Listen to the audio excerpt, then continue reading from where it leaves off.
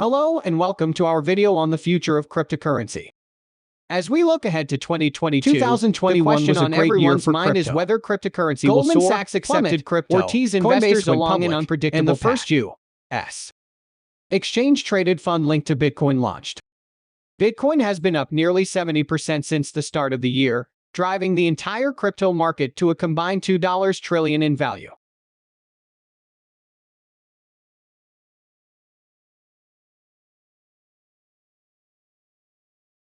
But what does the future hold for cryptocurrency?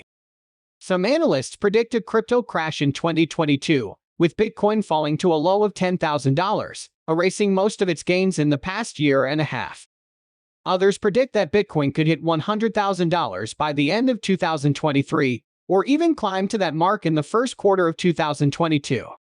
There are also predictions that more than 500 million people worldwide will own Bitcoin by the end of 2022, as greater acceptance by businesses and improved understanding of the industry drive greater adoption.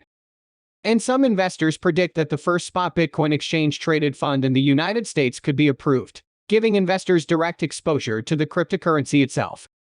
In short, crypto predictions are all over the place. The only certainty is that investors in cryptocurrency are in for an exciting ride.